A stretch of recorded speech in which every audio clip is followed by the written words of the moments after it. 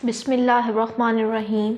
हम कर रहे हैं सेकंड ईयर का चैप्टर नंबर 2.7 का क्वेश्चन नंबर 3 जो है वो हम कर रहे हैं, और ये क्वेश्चन नंबर 3 का पार्ट नंबर 3 जो है वो आपको स्क्रीन पे नज़र आ रहा है।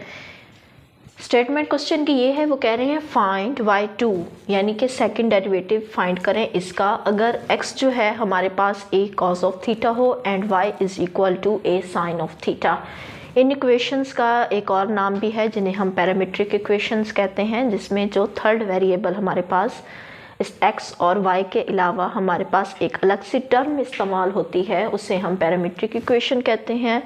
और वो कुछ भी हो सकती है, थीटा भी हो सकती है, t भी हो सकती है। आते हैं इसके सॉल्यूशन की तरफ। हमारे पास दो इक्वेशंस जो हैं वो दी गई हैं। पहली वाली जो है वो है x is equal to a cos theta, और दूसरी वाली जो है वो है y a sin theta. Derivative ले लें दोनों के। टेकिंग डेरिवेटिव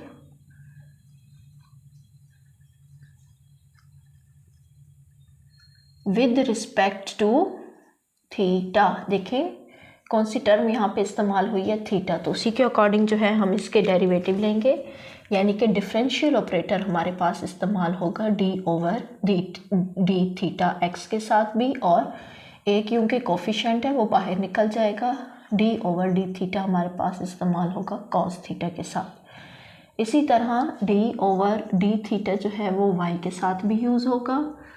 एक कोफिशिएंट है बाहर निकाल लिया, डी थीटा हमारे पास इस्तेमाल होगा साइन थीटा के साथ। बहुत ही इंपॉर्टेंट क्वेश्चन है, आपने इस क्वेश्चन को लाइट नहीं लेना, क्योंकि यहाँ पे कुछ ऐसी यूज़ हो जाता है, सॉल्यूशन में ऐसी आ जाती हैं कंडीशन जिसको देखने से तो बहुत सिंपल होती हैं लेकिन वो बहुत ही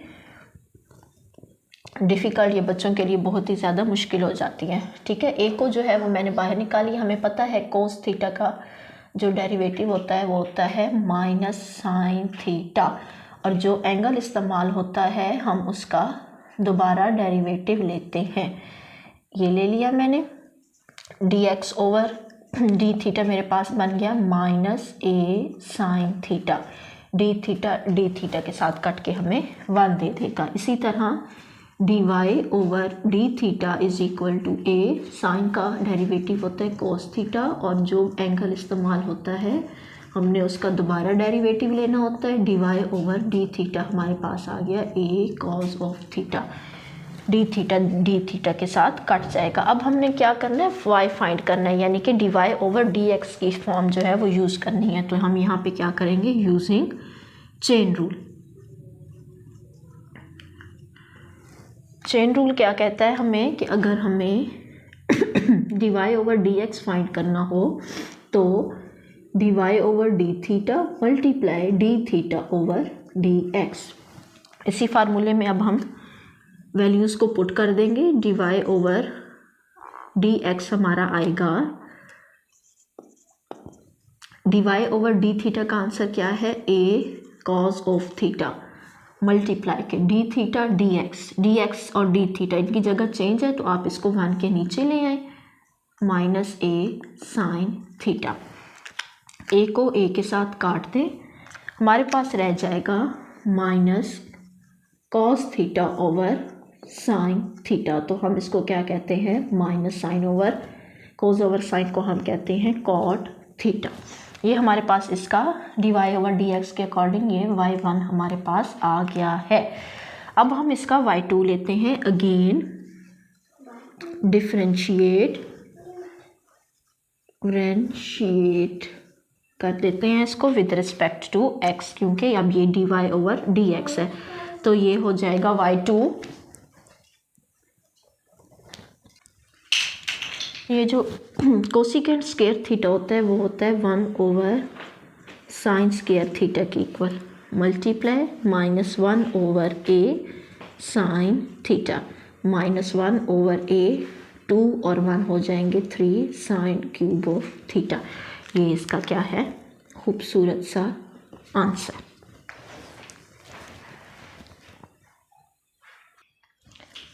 नेक्स्ट जो पार्ट है क्वेश्चन नंबर 3 का पार्ट नंबर 4, वो हमें कह रहे हैं कि x is equal to A T square and y is equal to B T की पावर 4। सॉल्यूशन में पहले इसको लिख लेते हैं A T square and y is equal to B T की पावर 4। इसको डेरिवेट करना है taking derivative with respect to t, ठीक है, क्योंकि हमारे पास यहाँ पे क्या इस्तेमाल हुई है, टर्म t इस्तेमाल हुई है, यानी कि डिफरेंशियल ऑपरेटर हमने d ओवर dt को यूज़ करना है दोनों तरफ। a जो है वो कोफिशिएंट है, बाहर आ गया, d over dt of t के स्क्वायर का, और इसी तरह d ओवर dt y के साथ भी b कोफिशिएंट है, बाहर निकल आया, d ओवर dt t की पावर 4 के साथ। ये बनेगा dx over dt is equal to a dot T square का, अगर पावर रूल लगाएं तो डेरिवेटिव आएगा 2t dy ओवर dt के साथ b डॉट पावर रूल लगाएं 4, शुरू में आ गया t, 4 में से 1 गया 3, और जब हम इसका दोबारा डेरिवेटिव लेंगे dt ओवर dt तो ये काट के हमारे पास हो जाएगा सिर्फ 1।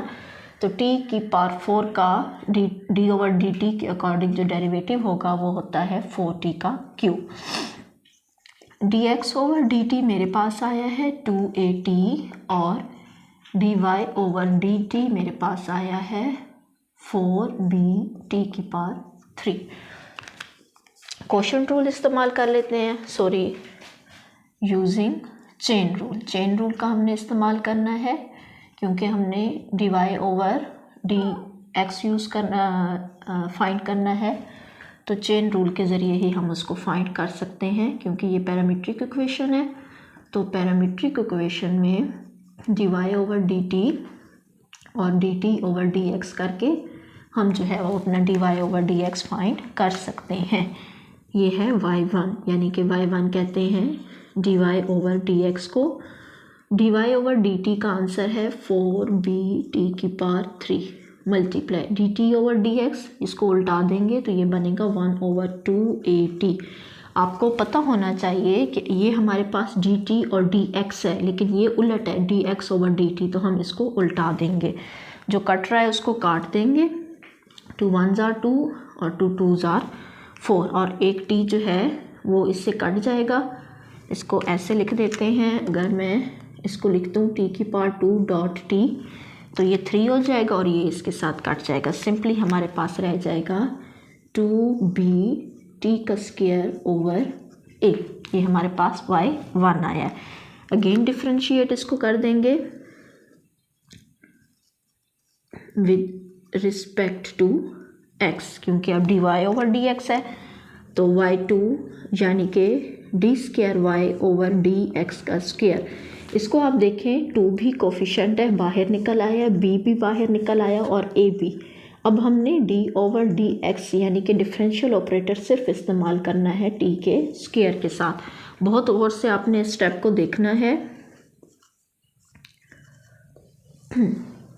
पावर रूल लगाएं, पावर आ गई शुरू में, पावर में से कर दिया एक कम, और पावर के बगैर कौन है t, इसका ले लिया दोबारा derivative. 2s are 4, 2 2s are 4 b over a, t 2 में से 1 गया 1 तो यहाँ पे सिर्फ रह जाएगा t, और ये मेरे पास बन जाएगा dt ओवर dx।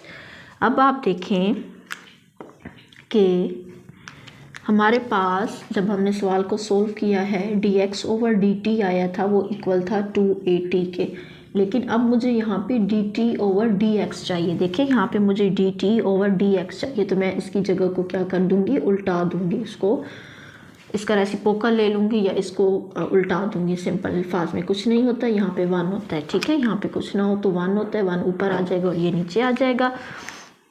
तो इधर लिख देते हैं y2 is equal to 4bt over a, और dt ओवर dx की जगह पे मैं लिख दूंगी dt ओवर dx की वैल्यू 2at।